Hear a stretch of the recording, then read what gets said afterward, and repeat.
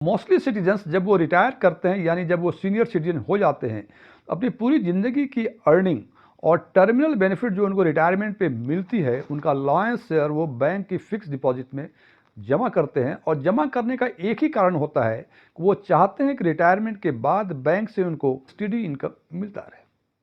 Friends, कितना amount fix deposit में डालेंगे वो कैलकुलेट करते हैं प्रिवेलिंग रेट ऑफ इंटरेस्ट के बेसिस पे, और उनको लगता है कि कुछ रकम फिक्स रकम उनको हर महीने या हर क्वार्टर में मिलती रहेगी। लेकिन जब उनको रकम मंथली या क्वार्टरली फ्रीक्वेंसी पे मिलती है, तब उनको लगता है कि जितनी रकम उन्होंने कैलकुलेट करके सोची थी उससे वो रकम कम मिल रही है। जब बैंक से जब इसके बारे में पता करते हैं तो बैंक एक ही चीज़ बोलता है कि चूंकि आपकी ब्याज की रकम 1 लाख रुपए से अधिक हो गई थी, तो इसलिए बैंक ने टीडीएस 10% टीडीएस काट लिया और आपके वो पैसे इनकम टैक्स डिपार्टमेंट को जमा करा दिया। हालांकि ये टीडीएस काटना जो है ये कोई एक्स्ट्रा टैक्स नहीं है। यदि आप इनकम टैक्स स्लैब में नहीं आते हैं तो आप इनकम टैक्स रिटर्न भर के इसको रिफंड क्लेम कर सकते हैं।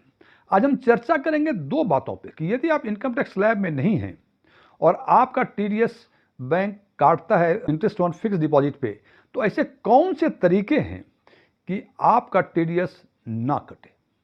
मैं डीएम झा, आप देख रहे हैं स्टोन टैक्समेन चैनल। यदि इस वीडियो से आपको कोई नई जानकारी मिले या वीडियो ये अच्छा लगे, इसको लाइक करें, अपने फ्रेंड्स के साथ शेयर करें और कमेंट बॉक्स में यस लिखें। और यदि लगे कि इसमें ऐसी कोई जानकारी नहीं है जो आपको पहले से नहीं पता थी, या ये वीडियो ही आपको पसंद ना आया हो, तो कमेंट बॉक्स में जाकर नो लिखें। और यदि आपकी रुचि बैंकिंग, इन्वेस्टमेंट, खासकर म्यूचुअल फंड इन्वेस्टमेंट और डायरेक्ट टैक्सेशन में है और अभी तक आपने मेरे चैनल को सब्सक्राइब नहीं किया है, तो मेरे चैनल को सब्सक्राइब करें और ऑल बटन पर क्लिक करें ताकि हमारे सभी नए वीडियो की नोटिफिकेशन आपको लगातार मिलती रहे। तो आज चर्चा करेंगे कि ऐसे कौन कौन से तरीके हैं जिससे कि आपकी फिक्स डिपॉजिट पर जो इंटरेस्ट बनती है वो 1 लाख या थ्रेशोल्ड लिमिट से अधिक बनती है, लेकिन आप चाहते हैं कि उसका टीडीएस ना कटे। इस पर आगे चर्चा करने के पहले मैं एक चीज़ बता दूं कि आज के दिन में हिंदुस्तान में जितने बैंक ऑपरेट कर रहे हैं वो एक दूसरे से लिंक नहीं है। यानी पंजाब नेशनल बैंक में यदि आपकी डिपॉजिट्स है, कितनी डिपॉजिट्स है ये स्टेट बैंक वालों को नहीं मालूम है, और स्टेट बैंक में डिपॉजिट है ये पंजाब नेशनल बैंक वालों को नहीं मालूम है कि आपकी डिपॉजिट स्टेट बैंक में कितनी है। इसका मतलब आज के दिन में जो बैंक टीडीएस काटते हैं वो केवल उनके बैंक में जितने डिपॉजिट्स हैं उस पर जितना इंटरेस्ट बनता है एक फाइनेंशियल ईयर में, उसी के हिसाब से वो टीडीएस काटते हैं। जैसे आज के दिन में सामान्य तौर पर 7% के आसपास की ब्याज की रकम है और आपके पास 50 लाख रुपए या 40 लाख रुपए आपके पास है, आप चाहते हैं कि इसके अलावा आपको कोई और इनकम नहीं है और चाहते हैं कि इसका जो इंटरेस्ट बने उस पर कोई टीडीएस ना कटे। 7% ब्याज की दर आज बैंकों में है। तो यदि आप 13 लाख के आसपास 3 बैंक में जमा करेंगे, 13 लाख 13 लाख 13 लाख, ए बैंक में, बी बैंक में, सी बैंक में, तो टोटल 39 लाख इन्वेस्टमेंट होंगे और हर बैंक में जो ब्याज बनेगा वो 90,000 से लेके 1 लाख के बीच बनेगा। यानी थ्रेशोल्ड लिमिट शायद क्रॉस ना करे। हालांकि ये मैं अंदाज से बता रहा हूँ, इसको कैलकुलेट करके देख लेंगे कि 13 लाख बनेगा, 13.5 लाख बनेगा, 12.5 लाख बनेगा, क्या बनेगा ये देख लेंगे उसको। इसका मतलब कि 40 लाख के आसपास आप 13 लाख हर बैंक में जमा करा दें, 39 लाख रुपए जमा करा दिए और आपको हर बैंक से 90,000 से लेके 1 लाख के बीच ब्याज मिल रहा है। लेकिन कोई भी बैंक आपका टीडीएस नहीं काटेगा, क्योंकि ए बैंक को ये पता नहीं है कि आपकी डिपॉजिट्स बी बैंक में भी है या सी बैंक में है। उसी तरह से बी बैंक और सी बैंक वालों को ये नहीं मालूम है कि आपके डिपॉजिट्स ए बैंक में। तो हर बैंक उनके बैंक में डिपॉजिट पे जितना इंटरेस्ट बनता है उसके हिसाब से टीडीएस काटता है।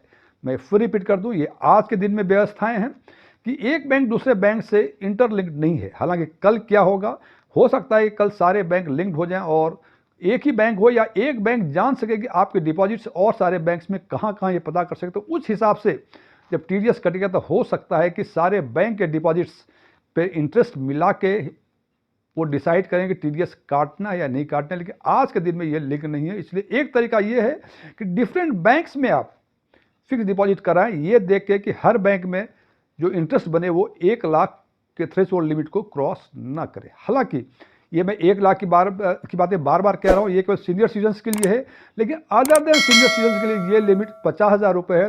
तो अदर देन सीनियर सिटीजन्स भी ये उपाय अपना सकते हैं। ये तो हुई कि सारी डिपॉजिट डिफरेंट बैंक्स में आपने जमा करा दी।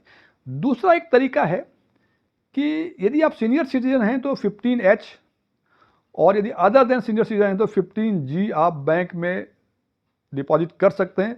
बैंक में जब डिपॉजिट करेंगे तो डिपॉजिट करने की प्रक्रिया फिजिकल और ऑनलाइन दोनों तरह की है, लेकिन इसमें कुछ कंडीशंस हैं कि यदि आपकी टोटल इनकम थ्रेशोल्ड लिमिट जो 12 लाख है या 4 लाख रुपए उससे अधिक हो जाती है तो ऑनलाइन आपका 15G या 15H फॉर्म सबमिट नहीं हो पाएगा, और यदि फिजिकली देना भी चाहेंगे तो बैंक आपका वो फॉर्म नहीं लेगा, बिकॉज बैंक कहेगा कि आपकी टोटल इनकम जो है थ्रेशोल्ड लिमिट से एक्सीड कर रही है।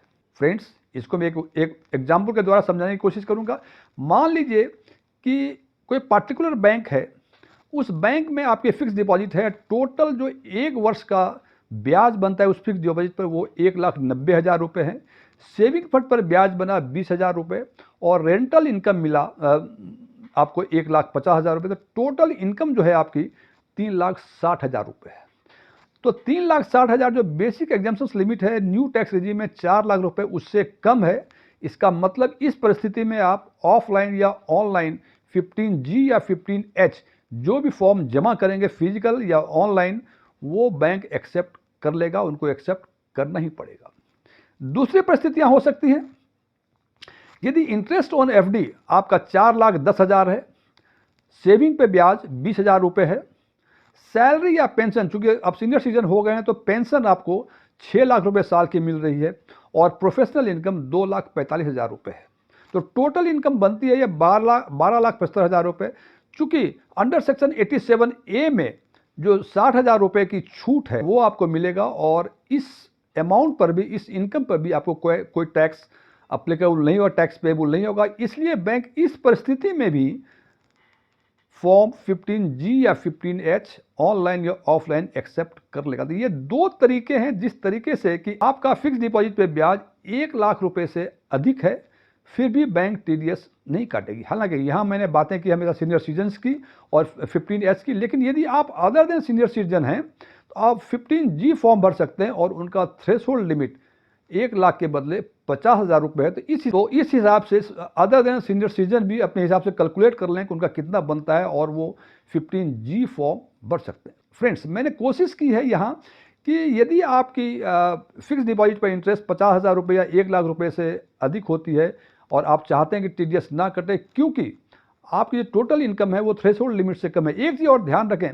कि 15G 15H जो भी आप भरते हैं ध्यान रखें कि आपकी टोटल इनकम थ्रेशोल्ड लिमिट से कम हो। यदि आप इसको छुपाएंगे और 15G या 15H आप सबमिट करेंगे तो कोई बात नहीं, इनकम से रिटर्न में तो मालूम हो ही जाएगा, लेकिन अदरवाइज ये टैक्स इवेजन हो जाएगा कि आपने जानकारी को गलत ढंग से पेश किया और ये क्रिमिनल ऑफेंस माना जाएगा। सो ध्यान रखें कि 15G या 15H सबमिट तभी करें जब आपकी टोटल इनकम थ्रेशोल्ड लिमिट से कम हो। ये मेरे विचार हैं। यदि आप मेरे विचारों से सहमत हैं तो कमेंट बॉक्स में जाके एग्रीड लिखें, और यदि मेरे विचारों से आप सहमत नहीं हैं तो कमेंट बॉक्स में जाके नॉट एग्रीड लिखें। और यदि आप नॉट एग्रीड मेंशन करते हैं तो निश्चित रूप से हमें ये बताने की कोशिश करें कि कौन सी बातों से आप सहमत नहीं हैं। Thank you.